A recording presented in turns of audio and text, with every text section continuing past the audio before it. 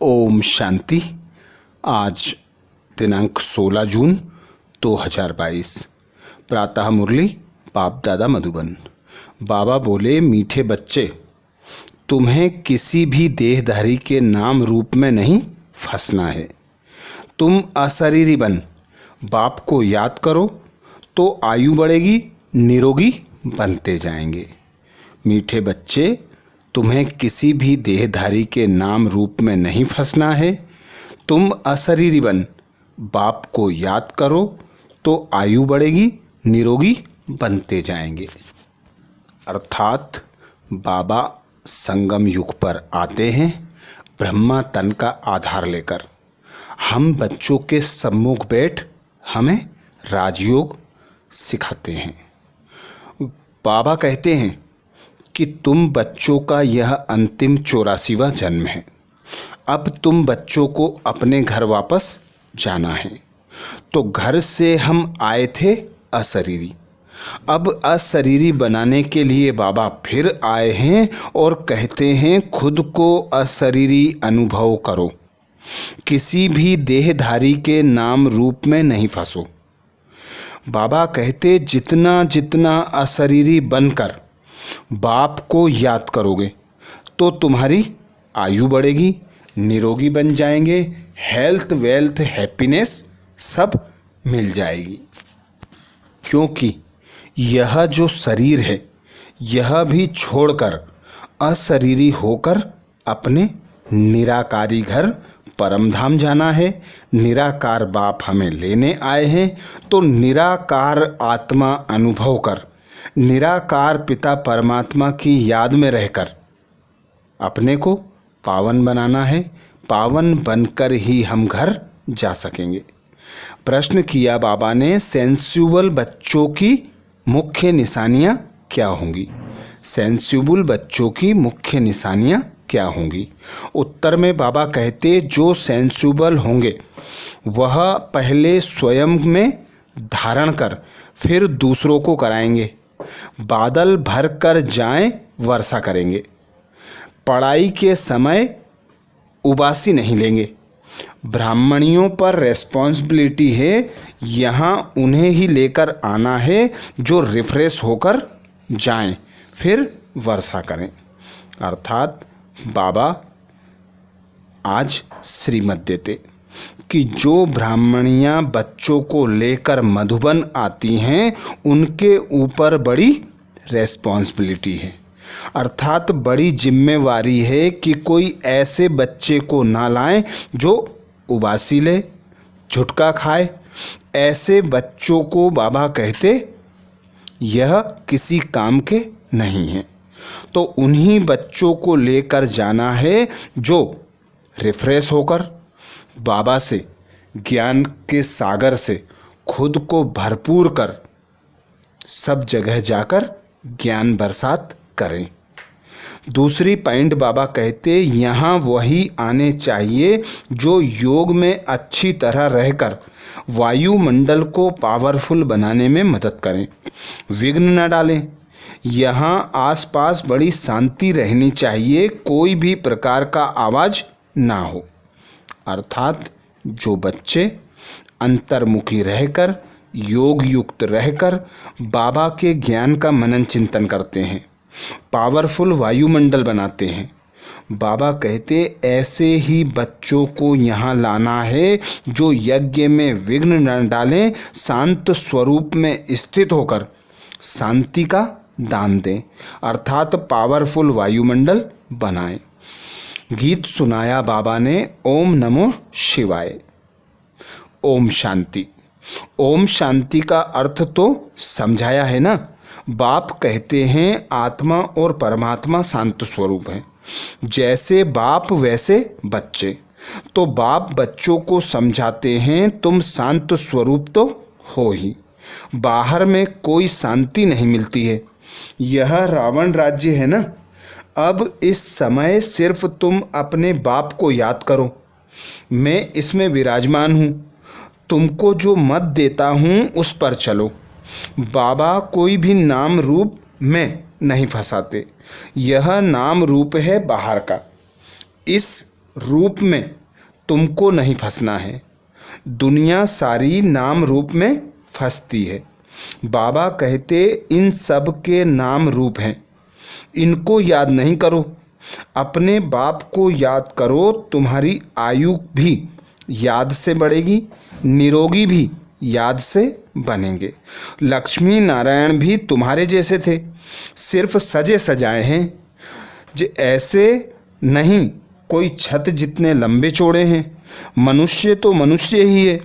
जो बाप कहते हैं कोई भी देहधारी को याद नहीं करना है, तो बाबा कहते हैं कोई भी देहधारी को याद नहीं करना है, देह को भूलना है, अपने को आत्मा समझो, यह शरीर तो छोड़ना है।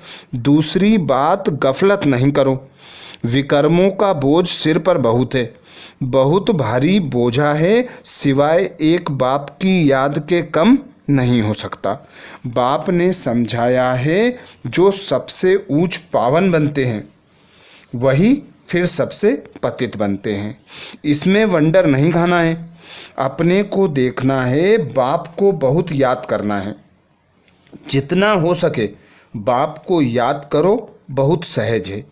जो इतना प्यारा बाबा है उसको उठते बैठते याद करना है।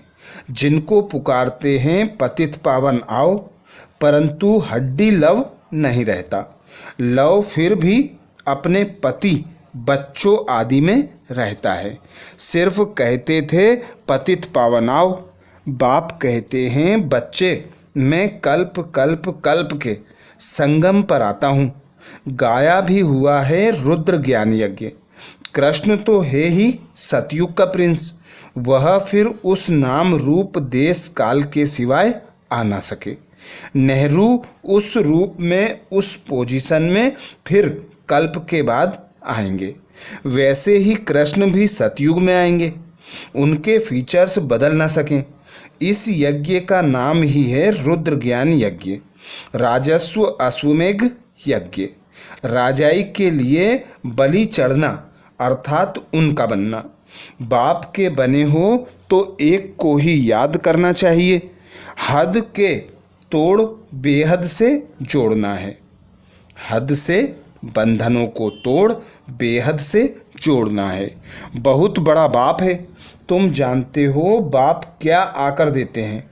बेहद का बाप तुमको बेहद का वर्षा दे रहे हैं जो कोई दे ना सके। मनुष्य तो सब एक दो को मारते काटते रहते हैं, आगे यह थोड़े ही होता था। तुम जानते हो बाबा फिर से आया हुआ है। कहते हैं कल्प कल्प के संगम युगे, जब नई दुनिया की स्थापना करनी है तब मैं आता हूँ। मांगते भी हैं नई दुनिया, नया राम राज्य। वहाँ सुख संपत्ति सब है, झगड़ा करने वाला कोई होता नहीं। शास्त्रों में तो सतयुग त्रेता को भी नरक बना दिया है। यह सब है झगड़ा, यह भूल है ना। वह असत्य सुनाते, बाप सत्य सुनाते। बाप कहते हैं तुम मुझे सत्य कहते हो ना, मैं आकर सत्य कथा सुनाता हूँ। 5000 वर्ष पहले भारत में किसका राज्य था? बच्चे जानते हैं बरोबर 5000 वर्ष पहले इन लक्ष्मी नारायण का राज्य था।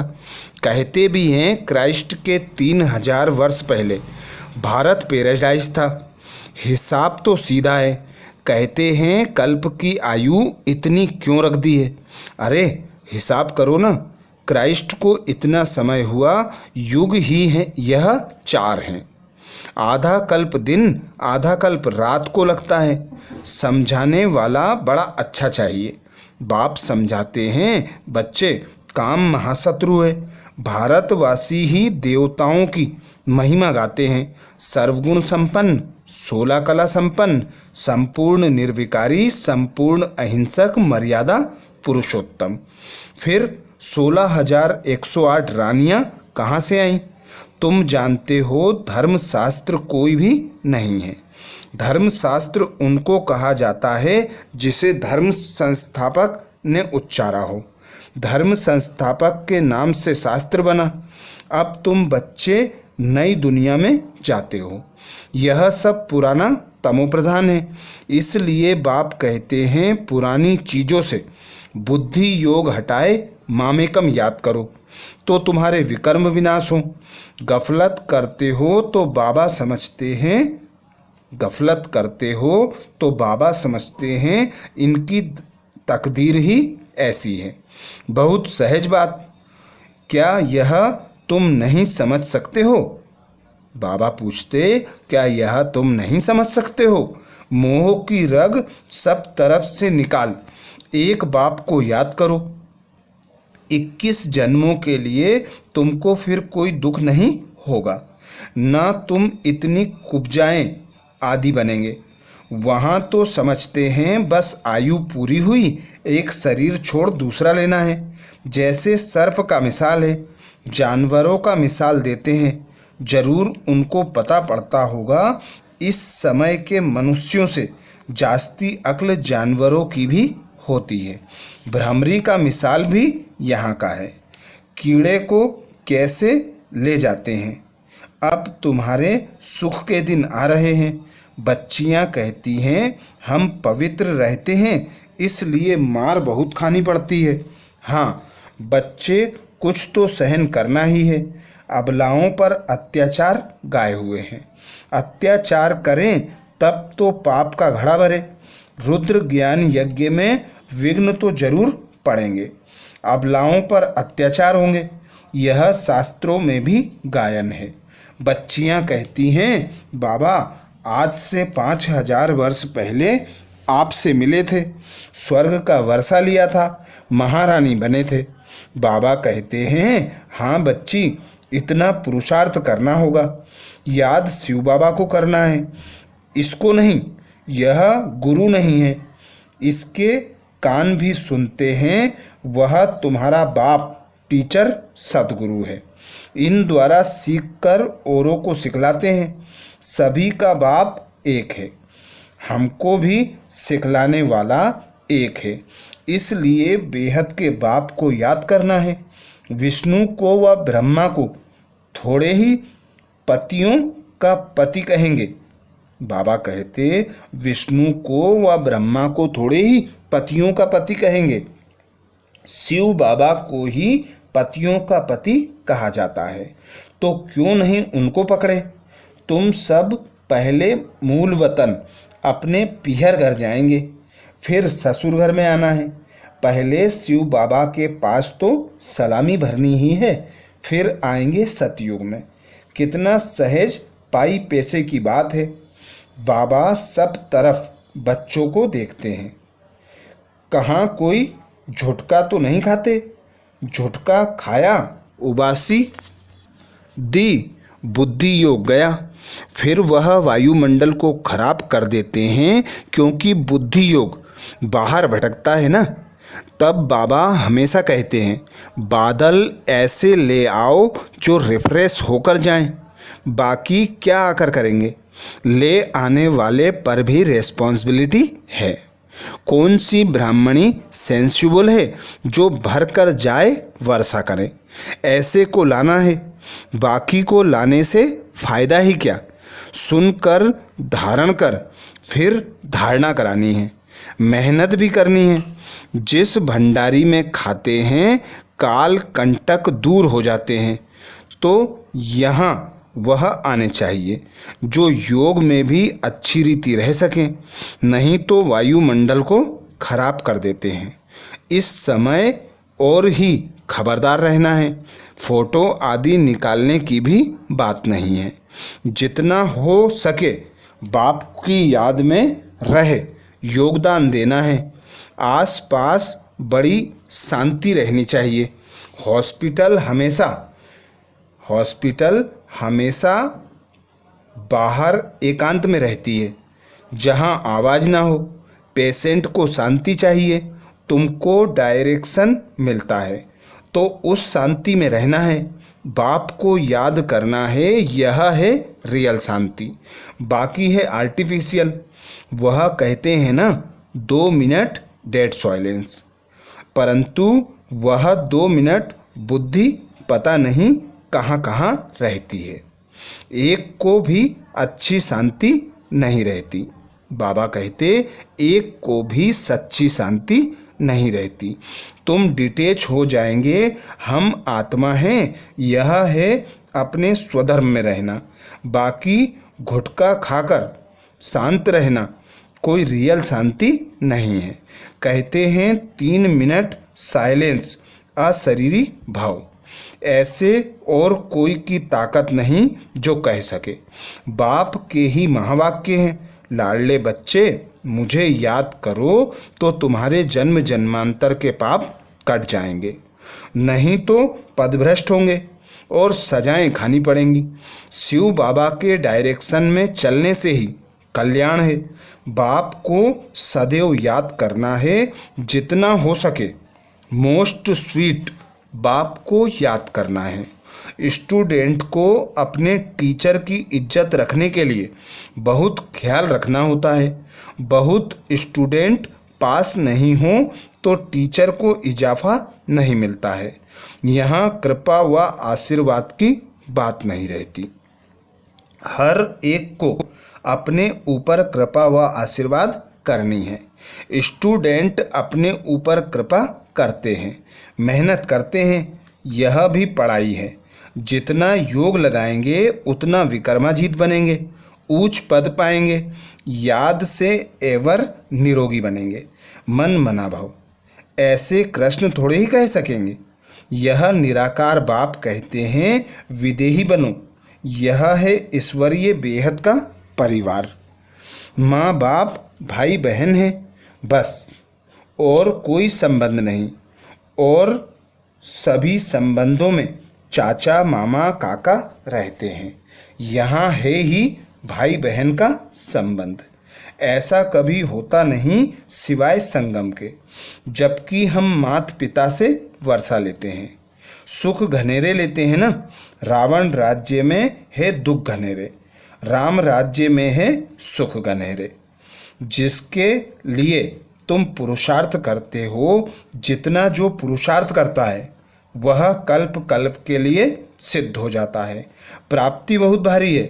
जो करोड़पति पद्मपति हैं उनका सब पैसा मिट्टी में मिल जाना है। थोड़ी लड़ाई लगने दो तो देखना फिर क्या होता है। बाकी कहानी है तुम बच्चों की। सच्ची कहानी सुनकर तुम बच्चे सचखंड के मालिक बनते हो, यह तो है पक्का निश्चय। बाबा कहते यह तो पक्का निश्चय है ना, निश्चय बिगर यहाँ कोई आ नहीं सकता। तुम बच्चों को कोई गफलत नहीं करनी है, बाप से पूरा वर्षा लेना है जैसे मम्मा बाबा ले रहे हैं। अच्छा, मीठे मीठे सिकिलदे बच्चों प्रति माता पिता बाप दादा का याद प्यार और गुड मॉर्निंग। रूहानी बाप की रूहानी बच्चों को नमस्ते। हम सब रूहानी बच्चों की रूहानी माता पिता बाप दादा को याद प्यार गुड मॉर्निंग और नमस्ते। धारणा के लिए मुख्य सार में बाबा कहते पहली पॉइंट, शरीर से डिटेच हो, स्वधर्म में स्थित रहने का अभ्यास करना है। जितना हो सके मोस्ट विलबेट बाप को याद करना है। मोह की रग सब तरफ से निकाल देनी है। पहली पॉइंट बाबा बोले शरीर से डिटेच हो, स्वधर्म में स्थित रहने का अभ्यास करना है। जितना हो सके मोस्ट विलबेट बाप को याद करना है। मोह की रग सब जगह से निकाल देनी है। दूसरी पॉइंट बाबा बोले पढ़ाई पर पूरा ध्यान दे, अपने ऊपर आपे ही कृपा व आशीर्वाद करनी है। बुद्धि योग हद से तोड़ बेहद से जोड़ना है।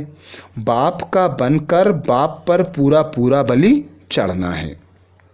पढ़ाई पर पूरा ध्यान दे, अपने ऊपर आपे ही कृपा व आशीर्वाद करनी है। बुद्धि योग हद से तोड़ बेहद से जोड़ना है। बाप का बनकर बाप पर पूरा पूरा बलि चढ़ना है। वरदान में बाबा बोले सदा सत के संग द्वारा कमजोरियों को समाप्त करने वाले सहज योगी, सहज ज्ञानी भव। सदा सत के संग द्वारा कमजोरियों को समाप्त करने वाले सहज योगी, सहज ज्ञानी भव। डिटेल में बाबा कहते कोई भी कमजोरी तब आती है जब सत के संग से किनारा हो जाता है और दूसरा संग लग जाता है। इसलिए भक्ति में कहते हैं सदा सत्संग में रहो। सत्संग अर्थात सदा सत बाप के संग में रहना। आप सबके लिए सत बाप का संग अति सहज है क्योंकि समीप का संबंध है। तो सदा सत्संग में रह कमजोरियों को समाप्त करने वाले सहज योगी, सहज ज्ञानी भव। स्लोगन में बाबा कहते सदा प्रसन्न रहना है तो प्रशंसा सुनने की इच्छा का त्याग करो। सदा प्रसन्न रहना है तो प्रशंसा सुनने की इच्छा का त्याग करो। मातेश्वरी जी के महावाक्य में मातेश्वरी जी ने अटेंशन खिंचवाया मुक्ति और जीवन मुक्ति की स्टेज। मुक्ति और जीवन मुक्ति की स्टेज। मुक्ति और जीवन मुक्ति दोनों स्टेज अपनी अपनी हैं। अब जब हम मुक्ति अक्षर कहते हैं तो मुक्ति का अर्थ है आत्मा शरीर के पार्ट से मुक्त हो।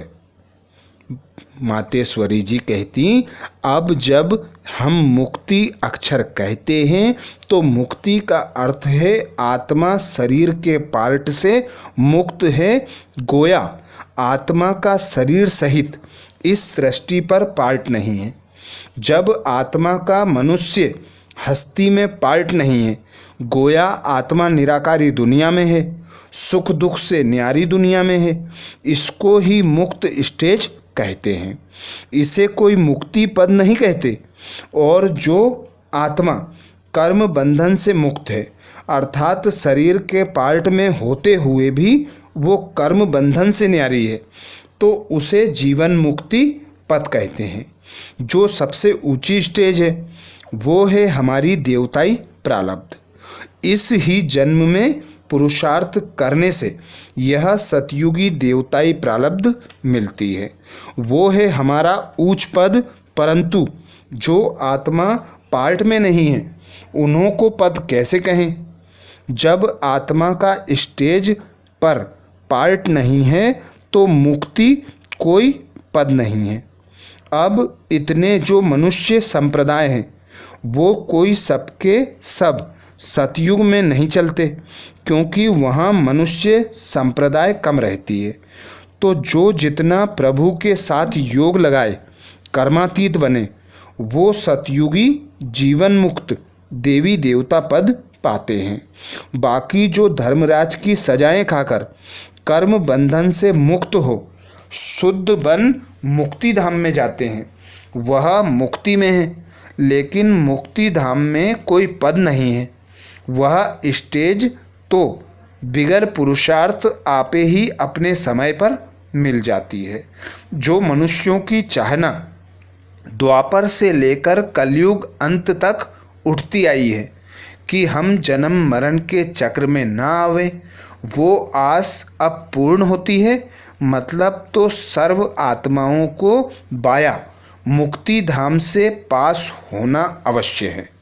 अर्थात पहले हम बच्चों को मुक्ति धाम जाना है, फिर जो पुरुषार्थ करते हैं उन्हें सतयुग में अर्थात जीवन मुक्ति में पार्ट बजाने देवी देवताई पद में आना है। तो ये थे मम्मा के और बाबा के महावाक्य। अच्छा, ओम शांति।